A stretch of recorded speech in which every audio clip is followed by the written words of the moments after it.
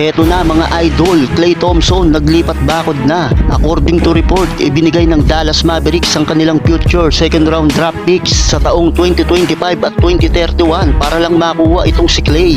Matapos niyan mga idol, meron na kagad nakalatag na kontrata ang Mavericks para kay Thompson. Isang 3-year deal, $50 million contract para sa Warriors superstar. At dahil sa paglipat bakod ni Klay Thompson, mga idol, nangangahulugan na buwag na ang dinastiyang binuo ng Warriors. Dahil kabilang nga itong si Klay Thompson sa mga naging piyesa ng Warriors sa pagkuha nila ng 4 na kampyonato. Bukod sa Warriors Dynasty mga idol, kasabay din nitong mabubuwag ang Splash Brothers na ibinansag sa kanila ng kahalili nitong best shooter din ng liga na si Stephen Curry. Ngayong nasa Dallas Mavericks na nga itong si Klay Thompson mga idol, tiyak ay mas lalakas ang kupunang ito next NBA season. Kayo mga idol, anong masasabi ninyo tungkol sa paglipat ni Klay Thompson sa kupunan ng Dallas Mavericks? Samantalang dahil sa pagpunta ni Klay Thompson sa kupunan ng Dallas Mavericks ay tuluyan na nga nawala ang pag-asa na makuha sana ng Lakers ang interesado nilang player. At dahil nasa Dallas na itong si Klay mga idol, wala na rin ang pag-asa ni LeBron James na maging kakampi niya sa isang kupunan itong si Klay Thompson. Sayang, malaki pa naman sanang may tutulong nito para kay LBJ at kay Anthony Davis at sa Lakers para palakasin ang offensive shooting ng kupunan nila mula sa 3. At bukod sa kakulangan sa pagkakaroon ng isang legit na sentro,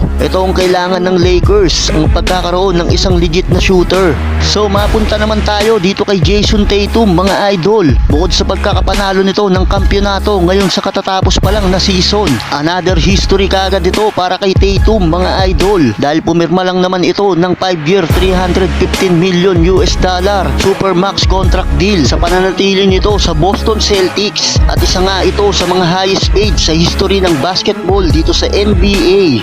Kabilang ding itong si Jaylen Brown sa highest paid na nakatanggap ng 5-year $304 million supermax contract deal at talagang history itong may tuturing para sa dalawang superstar ng Boston Celtics. So kayo mga idol, anong masasabi ninyo tungkol dito?